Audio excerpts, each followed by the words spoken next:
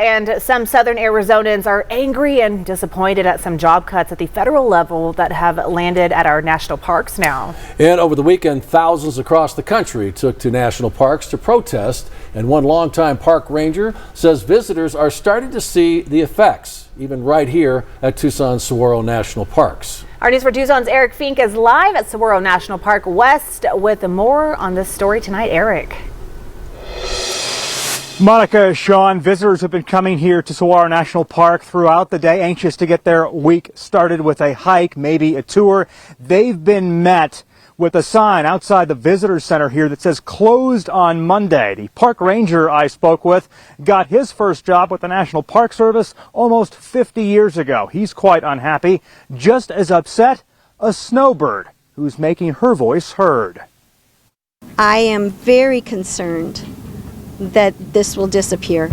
Peggy Pearson lives in Michigan. When she snowbirds each winter in Tucson, Saguaro National Park is her favorite spot. But the flagpole is bare Monday. This sign posted up at the visitor center. Job cuts at national parks across the country have forced visitor centers to cut back. They are not available to the people that are coming today, which may be their only day to visit the park.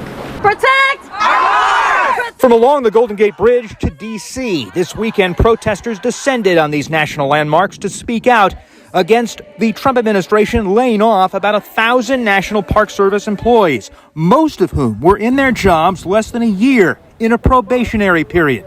Peggy led the gathering in Tucson. On Saturday, we saw people from all over the country and other countries that were here. Many of them knew about the situation, others did not. Our purpose for being here was to educate and encourage others to learn about this situation, this crisis that we are facing. Retired park ranger Bill Wade got his first job with the National Park Service in 1967 and fell in love. The White House says it's downsizing the federal workforce to make things more efficient, less costly, and less wasteful.